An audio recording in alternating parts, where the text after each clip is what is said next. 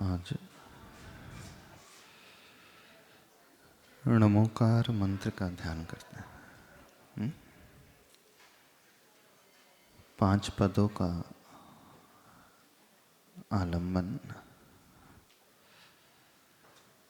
पहले कराया हमने ध्यान नमोकार मंत्र का।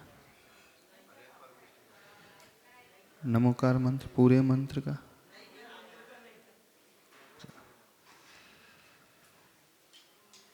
हमारे शरीर में ऊर्जा के केंद्र हैं। 5 केंद्र मुख्य रूप से हैं। इधर ज्ञान केंद्र, दर्शन केंद्र, विशुद्धि केंद्र, आनंद केंद्र और शक्ति केंद्र।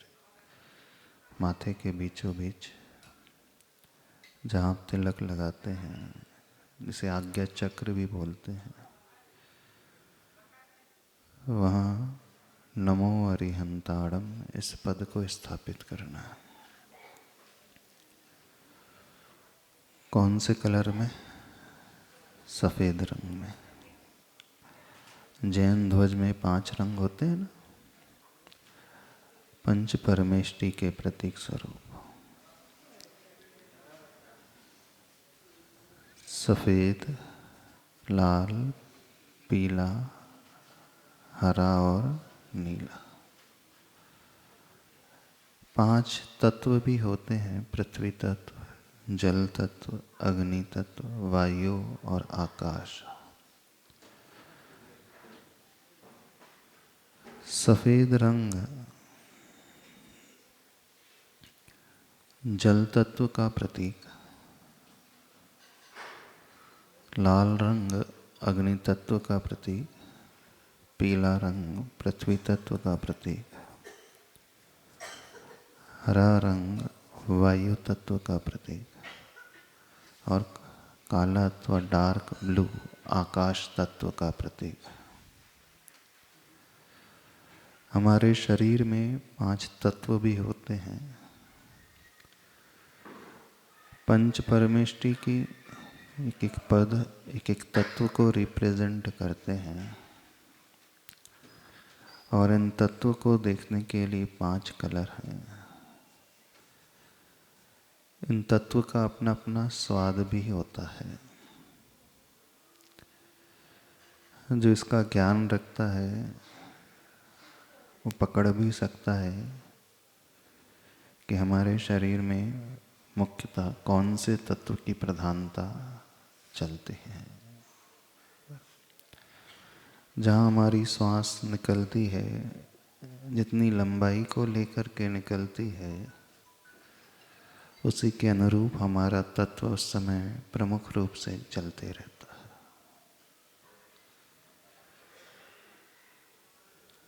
श्वासोच्छ्वास अर्थात वह स्वर, जानते हो जब हमारे लेफ्ट नॉस्ट्रिल से जो स्वर निकल श्वास आती है तो उसे चंद्र स्वर कहा जाता है, और राइट नॉस्ट्रिल से आ रही है तो सूर्य स्वर, और जब दोनों नथनों से बाहर आती है तो वह सुषुम्ना स्वर माना जाता है।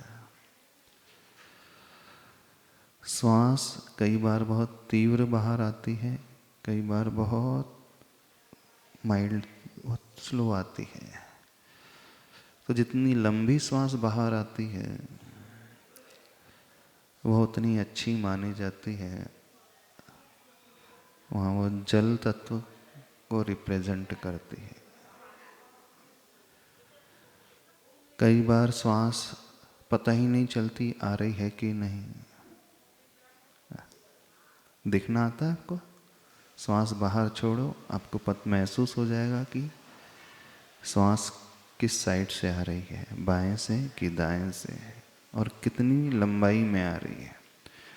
4 अंगुल, 8 अंगुल, 12 अंगुल, 16 अंगुल, अथवा वहीं के वहीं समाप्त हो जाती है। तो जितनी लंबी श्वास होती है वह पृथ्वी और जल तत्व को बतलाने वाली होती है।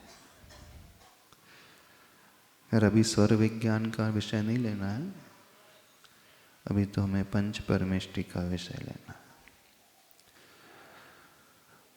तो अरिहंत परमेष्टि को इस आज्ञा चक्र में सफेद रंग से विजुलाइज करना है। पर कैसा देखोगे? या तो आप सीधा लिखा हुआ भी विजुलाइज कर सकते हो अथवा सर्कुलर फॉर्म में भी देख सकते हो, गोलाई को लिए हुए। नमो अरहंताड़म। वैसे आप क्या पढ़ते हैं? अरहंताड़म पढ़ते हैं कि अरिहंताड़म? अरिहंत, अरहंताड़म भी पाठ आता है और अरिहंताड़म भी पाठ आता है, और तीसरा अरुहंताड़म भी पाठ आता है। अरहंत का अर्थ है पूज्यता जिसने पाई है, उन्हें हम नमस्कार कर रहे हैं।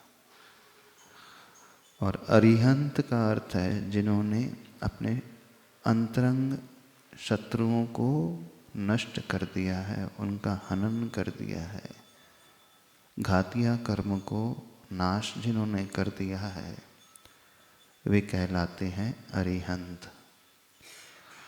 घातिया कर्मों के नष्ट करने के पश्चात ही पूज्यता प्रकट होती है। दोनों में अंतर वैसे कुछ नहीं है, पर देखने का नजरिया है। जब हम अरिहंत कहते हैं तो वहाँ दृष्टि शत्रुओं को नष्ट करने की है, अपनी कमियों को नष्ट करने की है। जब हम नमो अरहंताड़म कहते हैं तो वहाँ दृष्टि उनके पूज्य पद के पाने की ओर है। अब उन्होंने 3 लोक में पूजनी पद को पा लिया, अनंत चतुष्टय से जो सहित हो गए हैं, तो दृष्टि में अरहंत पद आता है। जब हम नमो अरहंताड़म कहते हैं तो हमें कौन से प्रभु नजर आएंगे? जो समवसरण में स्थित 12 सभाएं जहाँ हैं, गंधकुटी के ऊपर 3 कटनियाँ हैं, उन कटनियों के ऊपर सिंहासन है, और सिंहासन से 4 अंगुल अधर पे वे तीर्थंकर भगवान विराजमान है, जिनका वैभव है, अष्टप्रातिहार है। यानी जब हम नमो अरहंताड़म कहते हैं तो वहाँ में वैभवशाली तीर्थंकर भगवान के दर्शन होते हैं। जब हम नमो अरिहंताड़म कहते हैं उस समय हमें उस अवस्था के दर्शन होते हैं जो छपक श्रेणी में चढ़ रहे हैं, ध्यान में लीन हैं, दूसरे शुक्ल ध्यान के माध्यम से एकाग्रता लाते हुए जिन्होंने साधना करके अपने उन कष्टों को, कर्मों को नष्ट कर दिया है। तो जब नमो अरिहंताड़म कहते हैं तो हमें उनकी साधना नजर आती है, और जब हम नमो अरहंताड़म कहते हैं तो हमें उनकी पूज्यता नजर आती है। दोनों में बहुत अंतर है। एक प्रकार से पूज्यता फल है और साधना उनका कारण है। पूज्यता कार्य है और साधना कारण है। पूज्यता रिजल्ट है, वो डिक्लेयर हो चुका है कि वे अरहंत बन गए हैं, पूज्य पा लिया है पद उन्होंने। और नमो अरिहंताड़म में अभी वे अरिहंत परमेष्टि हमें नजर आएंगे जो ध्यानस्थ हैं, बस श्रेणी में चढ़ कर के द्वितीय शुक्ल ध्यान के माध्यम से एकाग्रता पूर्वक आत्मा में लगे हुए हैं और कर्मों की लड़ियों को नष्ट कर रहे हैं। तो नमो अरिहंताड़म का अर्थ है साधनारत पूर्व अवस्था। तो भी हमारे ऊपर आधारित है, हम क्या चाहते हैं। आप सोचते हो कभी, जब आप नमोकार मंत्र के इस प्रथम पद को कहते हैं क्या भाव आपके हृदय में आता है, मन में आता है? कोई भाव नहीं आता, नहीं आता। जब आप तीर्थंकर भगवान के दर्शन मंदिर में करते हैं तो कौन सी अवस्था के दर्शन करते हैं, कौन से भाव लाकर के दर्शन करते हैं?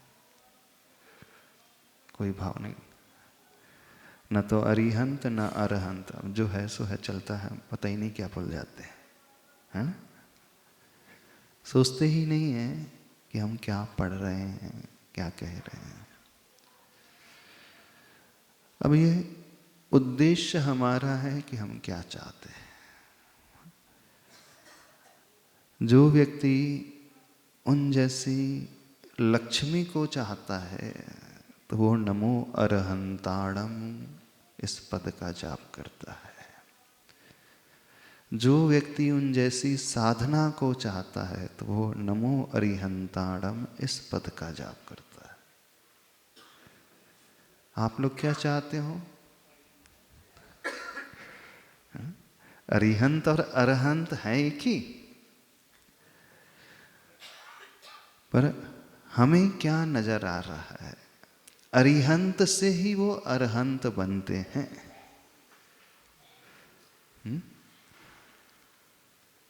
अरिहंत होकर के ही अरहंत बनते हैं। कारण और कार्य की विवक्षा है और दोनों एक समयवर्ती हैं। ऐसा नहीं है कि पहले वो अरिहंत बनेंगे फिर बाद में अगले समय में कुछ समय बाद वो अरहंत बनेंगे, ऐसा नहीं। जैसे सोमवार की समाप्ति और मंगलवार की उत्पत्ति, कितना गैप रहता है दोनों में? बताओ, 1 सेकंड का, 1 सेकंड। 11:59 में क्या है? रात को 11 बजे 11:59 और 59 सेकंड्स मंडे है। अब जैसे ही 12 o'clock हुए तो ट्यूसडे आ गया। तो 1 सेकंड का अंतर है? 1 सेकंड का अंतर होता है? नहीं होता। एक समयवर्ती है। जैसे 1 तारीख गई और 2 तारीख आई तो बीच में टाइम गैप थोड़ी होता है। जो 1 सेकंड के बीच में फिर कौन सा दिन माने? जैसे एक उदाहरण है, ये उंगली सीधी दिख रही है, अब टेढ़ी की, तो अंतर आ रहा है इसमें। जिस समय वो टेढ़ी हुई उसी समय सीधापन समाप्त हुआ उसका। अभी ये सीधी है, अब जैसे हमने इसे झुकाया अभी वो झुक गई, तो जिस समय वो झुकी उस समय उसका सीधापन समाप्त हुआ, तो उसमें कोई अंतर नहीं है। थोड़ा सा समझने की कोशिश करें। लगता है कि दोनों में टाइम गैप है एक समय। अब 1 सेकंड के भी करोड़ों सेकंड पार्ट हो जाते हैं, है ना? नैनो सेकंड्स भी हो जाते हैं। नैनो सेकंड जानते हो क्या होता है? 10⁻⁹, यानी 1 सेकंड का अरबवा हिस्सा। आज वर्तमान में साइंस ने सेकंड्स के कितने पार्ट कर लिए? अरब पार्ट्स कर लिए। 1 सेकंड को कितने में विभाजित कर दिया उसने? अरब हिस्से में विभाजित कर दिया। यदि हम कहें कि 11:59 में मंडे है और 12 बजे ट्यूसडे आएगा, तो फिर इतने अरब हिस्से में कौन सा दिन रहेगा? कौन सा माने? सोमवार माने, मंगल माने? तो उसमें कोई अंतर नहीं है। जैसे जिस समय हमारा मरण होता है उसी समय अगली आयु का उदय हो जाता है, तो जन्म भी हो जाता है। अंतर तो तब होता है जब बीच की स्टेज में कुछ नहीं होता है। समझ रहे हो? तो अरिहंत और अरहंत दशा में अंतर कोई नहीं है, कोई टाइम गैप नहीं है। जैसे ही उन्होंने घातिया कर्म को नष्ट कर दिया युगपत, वैसे ही अनंत चतुष्टय प्रकट हो गया।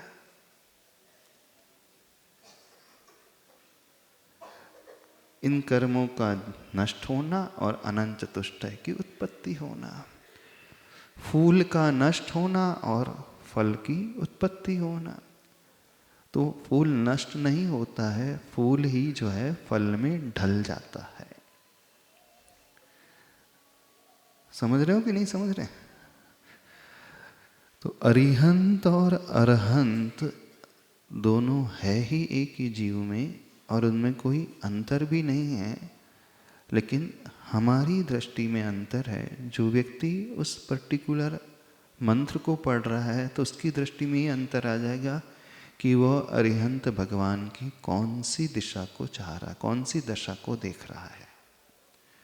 साधना वाली दशा को, कि जैसे उनकी चतुष्टय प्रकट हुए, समवसरण लग गया, उस दशा को।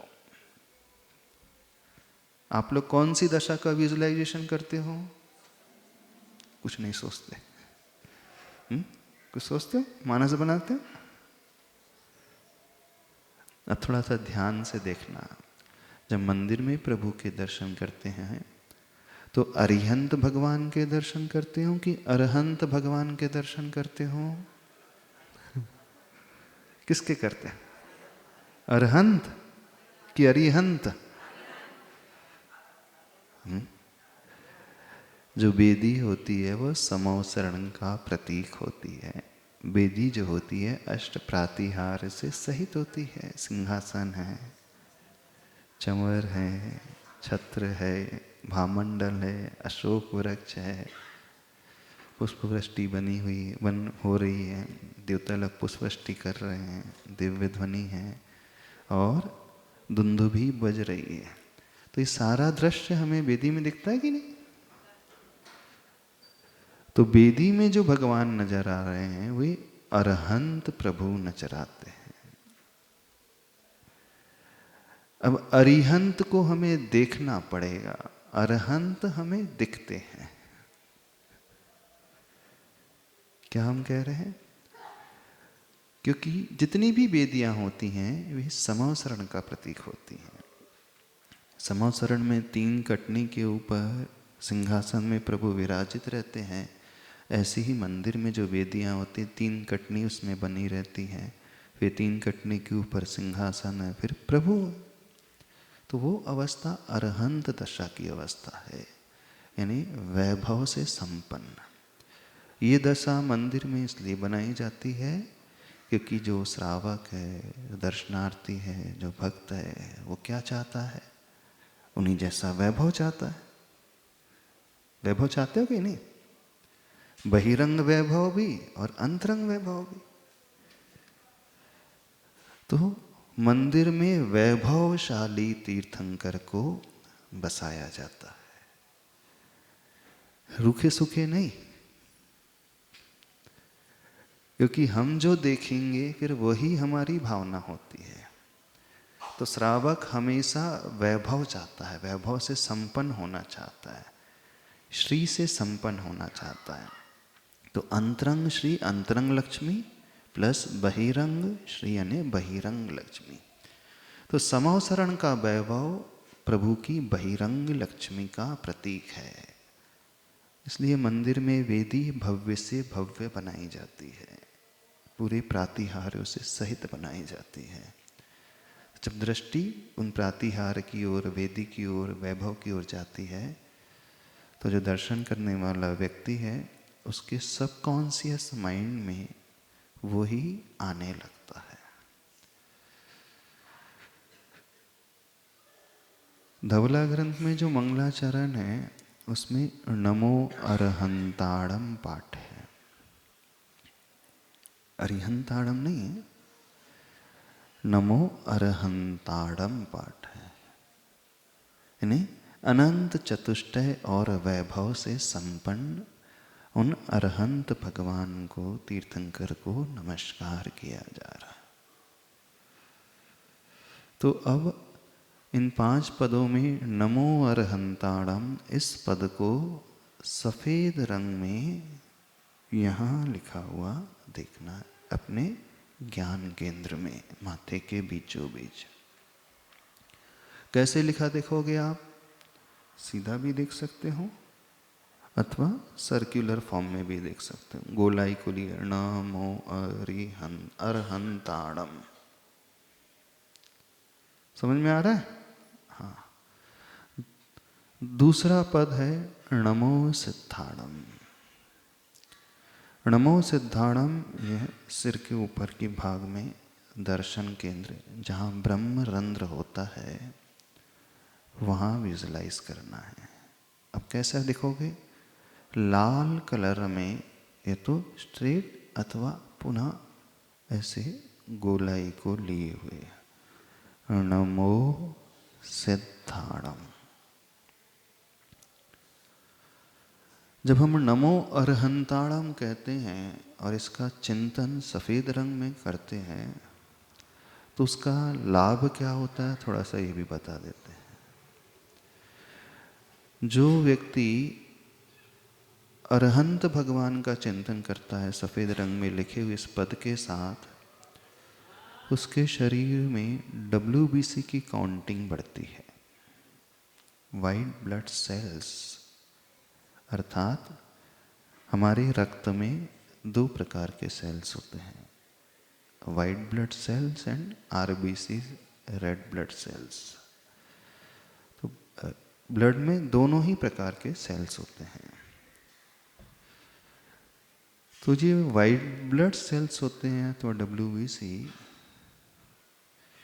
वो हमारी रोग प्रतिरोधक क्षमता को बढ़ाने वाले होते हैं, जिससे हमारा इम्यून सिस्टम मजबूत होता है, हमारी सहन शक्ति बढ़ती है। जिन लोगों का चंद्रमा कमजोर होता है उन्हें नमो अरिहंताणम इस पद का जाप करना चाहिए। ग्रहों में 9 ग्रह होते हैं। सूर्य ग्रह को पिता का रूप माना है, मंगल ग्रह को सोम ग्रह यानी चंद्रमा को माँ का रूप में लिया हुआ है। जानते हो? नहीं। मंगल ग्रह को एक प्रकार से आपके मित्र आदि, बुध ग्रह को जो बुद्धि का प्रतीक है, गुरु ग्रह गुरु का प्रतीक है, शुक्र ग्रह आपके पार्टनर का प्रतीक है और शनि ग्रह आपके नौकर चाकर का प्रतीक होता है। तो जिन लोगों के संबंध अपनी माता से अच्छे नहीं हैं वो नमो अरिहंताणम इस पद का जाप करें। उससे उसकी माँ के प्रति भावना अच्छी होगी, बॉन्डिंग अच्छी होगी, रिस्पेक्ट का भाव बढ़ेगा, जो घर में बड़े हैं। तो नमो अरिहंताणम अथवा नमो अरहंताणम इस पद से हमारा शरीर मजबूत होता है। नमो सिद्धाणम लाल रंग में, इससे RBC की काउंटिंग बढ़ती है, हीमोग्लोबिन बढ़ता है, इससे मंगल की दशा मजबूत होती है और सूर्य ग्रह की दशा मजबूत होती है ना? अब आपने देखा होगा सोमवार को आप कौन से भगवान की पूजा करते हैं? चंद्रप्रभ और पुष्पदंत। क्यों? सोमवार अर्थात चंद्र, सोम का अर्थ है चंद्र, तो चंद्रमा का रंग सफेद, चंद्र ग्रह वो सफेद और चंद्रप्रभ और पुष्पदंत उनके शरीर का रंग धवल सफेद। इसलिए जब सोमवार को चंद्रप्रभ अथवा पुष्पदंत भगवान की पूजा की जाती है, ध्यान लगाया जाता है, तो वह हमारे चंद्र ग्रह को व्यवस्थित कर देते उस अपेक्षा से, पर हमारी एकाग्रता उसमें अच्छी हो जाती है क्योंकि वो सपोर्टिंग फैक्टर हो जाता है, पर्टिकुलर वो कलर। अब मंगल को आप कौन सी पूजा करते हैं? वास्तु पूजा अथवा पद्मप्रभ, है ना? रविवार को भी वैसे पार्श्वनाथ कहते हैं, पर पूज्य वासपूज अथवा पद्मप्रभ। अब दोनों तीर्थंकर भगवान के शरीर का रंग कौन सा है? लाल रंग है। लाल रंग है ना। अब जब मंगलवार को इन तीर्थंकर भगवान की विशेष पूजा की जाएगी तो हमारी एकाग्रता आसानी से हो जाती है, भाव बड़े अच्छे से लगने लगते हैं। इसलिए उसे उस दिन जो है इन तीर्थंकर भगवान की पूजा करने विशेष रूप से कहा गया है। तो जब हम नमो सिद्धाणम इस पद को यहाँ देखते हैं लाल रंग में लिखे हुए, लाल रंग जो है एनर्जी का प्रतीक होता है, उत्साह का प्रतीक होता है। तो जो व्यक्ति अपने उत्साह को बढ़ाना चाहता है और सेल्फ कॉन्फिडेंस को बढ़ाना चाहता है, आत्मविश्वास से भरना चाहता है, जो व्यक्ति डर से ऊपर उठना चाहता है अथवा जिसका मनोबल कमजोर रहता है, अपने मनोबल को बढ़ाना चाहता है, तो वह व्यक्ति विशेष रूप से नमो सिद्धाणम इस पद को ध्यान का विषय बनाए। इससे हमारा उत्साह और आत्मविश्वास बढ़ेगा, मनोबल मजबूत होगा, हमें किसी भी कार्य में डर आदि नहीं लगेगा। इसका बेनिफिट ये होता है। शारीरिक बेनिफिट क्या होता है? आरबीसी काउंटिंग, हीमोग्लोबिन बढ़ते हैं और मन मजबूत होता है। तीसरा पद है नमो आयरियाणम। कौन से रंग में? आचार्य परमेष्टि का कौन सा रंग? पीला रंग। क्योंकि जब हम इसका उच्चारण करते हैं, उस ध्वनि के माध्यम से जो एनर्जी जनरेट होती है, उस कलर में जो, यदि उस प्रकार की कलरफुल लाइट को देखें तो उस कलरफुल लाइट की एक वेवलेंथ होती है और उस वेवलेंथ के अनुसार, उसकी फ्रीक्वेंसी के अनुसार उसकी एनर्जी होती है। तो जो पीले रंग की एनर्जी जो उसके उच्चारण में, और नमो आयरियाणम जब हम कहेंगे तो उनकी फ्रीक्वेंसी ऑलमोस्ट मैच होती है साइंस के अनुसार। इसलिए पर्टिकुलर कलर एक एक पद को असाइन किए गए। जब हम नमो अरिहंताणम कहेंगे, सफ़ेद रंग होता है, तो जब वाइटिश लाइट होती है उसकी भी एक वेवलेंथ होती है, एनर्जी होती है। और नमो अरिहंताणम उच्चारण करेंगे तो उसकी एनर्जी, उसकी फ्रीक्वेंसी ऑलमोस्ट मैच होती है। नमो सिद्धाणम में लाल रंग है, लाल रंग की भी जो प्रकाश की किरणें होती हैं उसकी फ्रीक्वेंसी और उच्चारण है। अब इस ध्वनि को, साउंड को हम इलेक्ट्रिक एनर्जी में कन्वर्ट करेंगे तो उनकी फ्रीक्वेंसी ऑलमोस्ट मैच होती है। इसलिए जब नमो आयरियाणम कहें तो उससे हम किससे जोड़े? आचार्य परमेष्टि से। कहाँ देखें? विशुद्धि केंद्र अर्थात कंठ के वहाँ। ये तो सीधा लिखा हुआ भी देख सकते हैं अथवा गोलाई में ली हुई नमो आयरियाणम। इस पद से क्या लाभ होता है? आचार्य भगवान के जो गुण हैं वैसे गुण हमारे भीतर उत्पन्न होने लगे। आचार्य भगवान के भीतर जो एक विशेष क्वालिटी होती है, परहित प्रतिपादन, पर के कल्याण की भावना, वात्सल्य गुण। तो पीले रंग से हमारा वात्सल्य गुण का भाव बढ़ता है। समझ रहे हो? नहीं समझ रहे? तो नमो आयरियाणम इस पद को इस विशुद्धि केंद्र में देंगे। अभी तो सिर्फ पद को कह रहे हैं, फिर बाद में उस पद के साथ उनकी छवि को भी देख सकते हैं, उनके उस प्रतिरूप को, प्रतिमा के रूप को अथवा जीवंत रूप को, जैसा हम विजुलाइज कर सकें। चौथा पद है नमो वज्रायाणम। इस पद को हरे रंग में हृदय स्थान अर्थात आनंद केंद्र में हम लिखा हुआ देखें। गोलाई में नमो वज्झायाणम, आनंद केंद्र, जहां से वो आनंद का भाव पैदा होता है। इस पद के ध्यान से हमारी क्रोध कषाय कम होती है और ज्ञान का विकास होता है। हृदय में जो जो भी भाव, हृदय मुख्य रूप से हमारे इमोशंस को रिप्रेजेंट करता है, भावनाओं को रिप्रेजेंट करता है। तो नमो वज्झायाणम इस पद से हमारे इमोशंस जो हैं बहुत अच्छे बनते हैं। पांचवा पद है नमो लोए सव्व साहूणम, लाल रंग में, सॉरी डार्क ब्लू में है। अब कहाँ देखना है उसे? अपनी नाभि स्थान में, नाभि के चारों ओर, बाहर नहीं, वैसे अंतर में, उससे 2 अंगुल अंदर में वो ऊर्जा का केंद्र विशेष रूप से होता है।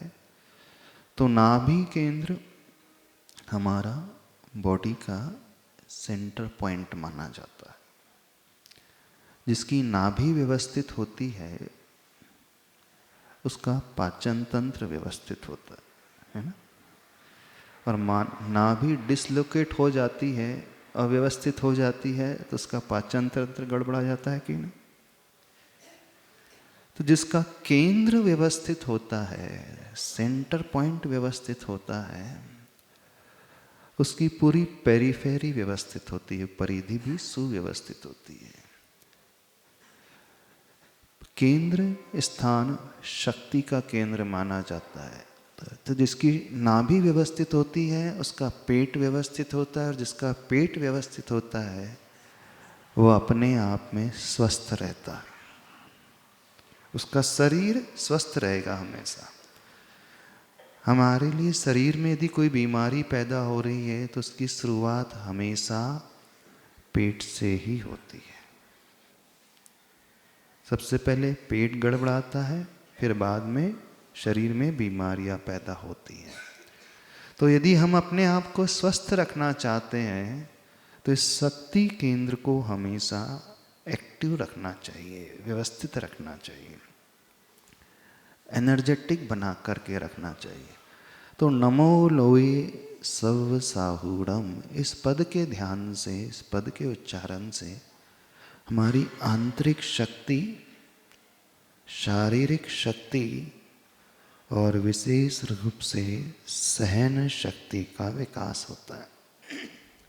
साधु जो होते हैं वो किसके प्रतीक होते हैं?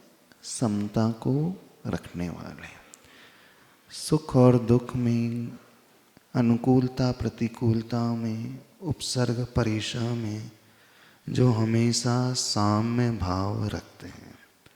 तो हम अपनी सहन शक्ति को बढ़ाना चाहते हैं तो इस शक्ति केंद्र को जागृत करना चाहिए। अब दूसरी बात समझना, हमारा शक्ति केंद्र अथवा स्टमक, पाचन तंत्र, पेट तब व्यवस्थित रहता है जब हमारा मन व्यवस्थित रहता है। आयुर्वेद के अनुसार शरीर में बीमारी सबसे बाद में रिफ्लेक्ट होती है, उससे पूर्व उसकी शुरुआत पेट से, और पेट से पूर्व उसकी शुरुआत मन से होती है। देखना, हमारा जो गैस्ट्रो इंटेस्टाइनल एरिया जो माना जाता है,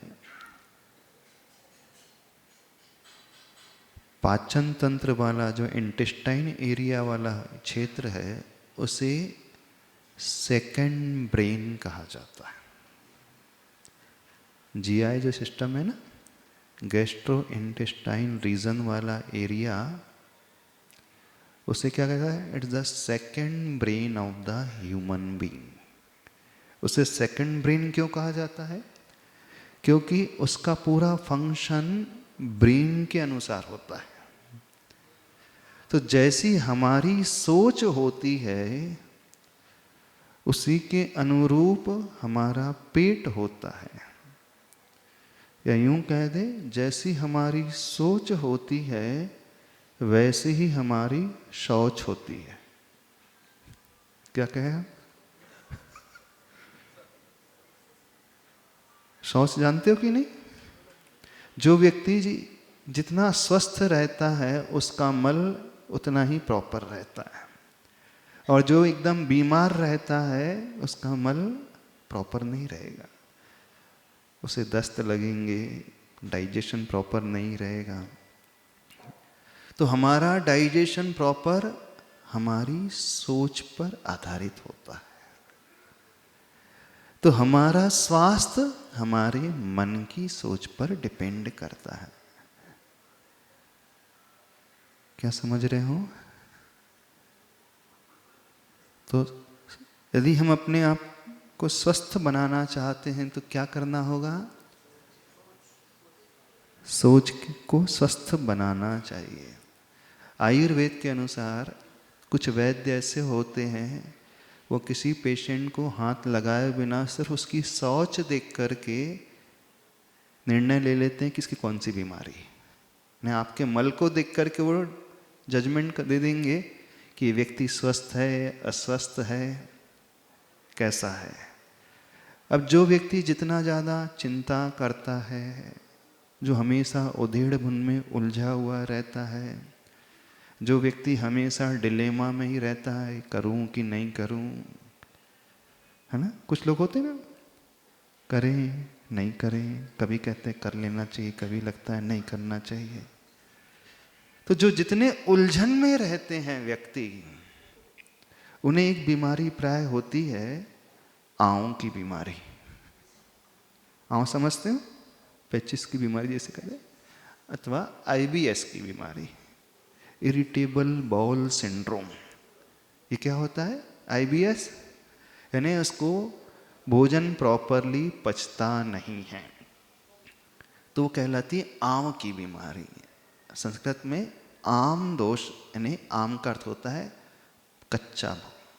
तो जिसका भोजन पूरा नहीं पचता है तो वो आम दोष का शिकार हो जाता है, और जो आम दोष का शिकार हो जाता है उसे ही आंव कह दिया जाता है हिंदी में, यानी उसका मल जो है प्रॉपर नहीं रहेगा।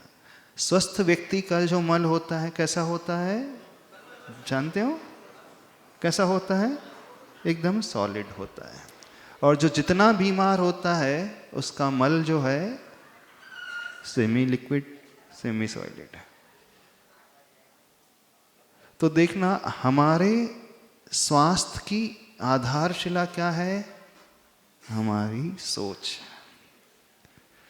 तो कुल मिलाकर के व्यक्ति जैसा सोचता है उसी के अनुसार उसका शरीर, और उसी के अनुसार उसके कर्म, सब इंटर रिलेटेड है। यदि हम अपने आप को स्वस्थ बनाना चाहते हैं, आप फिजिकल फिटनेस की चिंता करते हैं, फिजिकल फिटनेस मात्र भोजन से और एक्सरसाइज से नहीं होती है। फिजिकल फिटनेस जो होती है मानसिक सोच को व्यवस्थित बनाने से होती है। तो हमारी मानसिक सोच व्यवस्थित बने, इसका अर्थ क्या है? हम ज़्यादा टेंशन न लें, तनाव में ना आए, चिंतित न रहें, उलझे हुए न रहें, एकदम क्रिस्टल क्लियर, एकदम प्रसन्न चित्त। जो एकदम प्रसन्न रहता है उसका स्वास्थ्य हमेशा अच्छा रहता है, शारीरिक स्वास्थ्य भी अच्छा रहता है। और जो हमेशा उधेड़ बुन में उलझा रहता है उसका पेट खराब रहता है।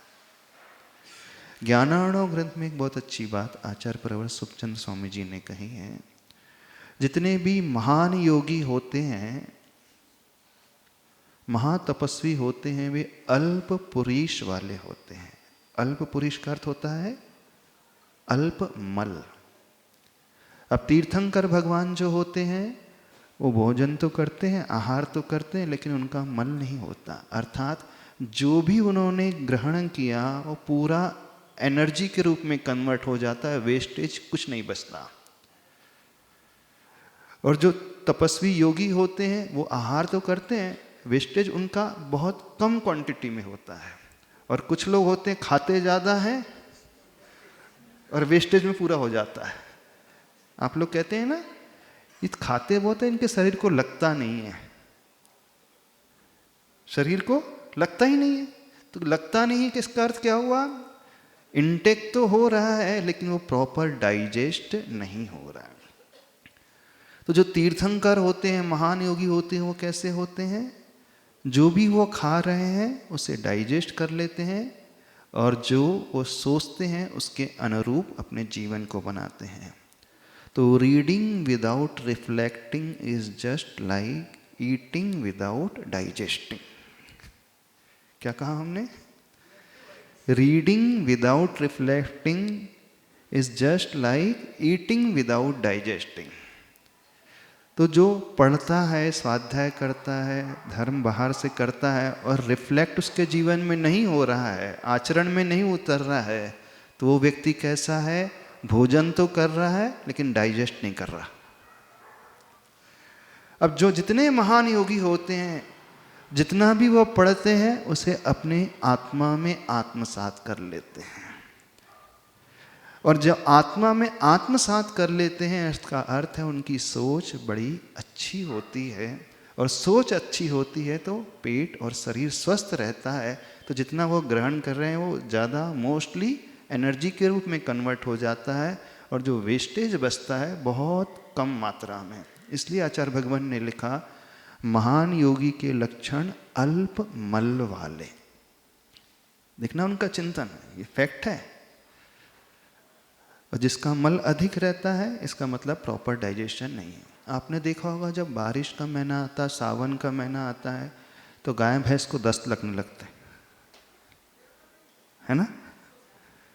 हरी घास खाते हैं ना, तो उनका पेट खराब हो जाता है। पेट खराब हो गया अर्थ दस्त लग गए। दस्त लग गए का अर्थ है भोजन प्रॉपर डाइजेस्ट नहीं हो रहा है। तो डाइजेस्ट एक तो वो भोजन के कारण हो रहा है, डाइजेस्टिव सिस्टम वीक हो जाता है।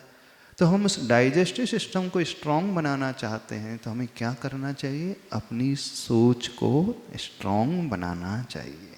स्ट्रांग का अर्थ है सहनशील, समता का भाव, प्रसन्नता का भाव, जो है सो है आनंद में रहने का भाव। जब हम ऐसे भाव बनाएंगे और उसके बाद फिर इस नमोकार मंत्र की जाप करेंगे तो बड़ा लाभ होगा। ध्यान करेंगे, ठीक है। अब आज इतना ही रखते हैं, अब कल इसका ध्यान कराएंगे। बोलिए पंच परमेष्टि भगवान की। समझ में तो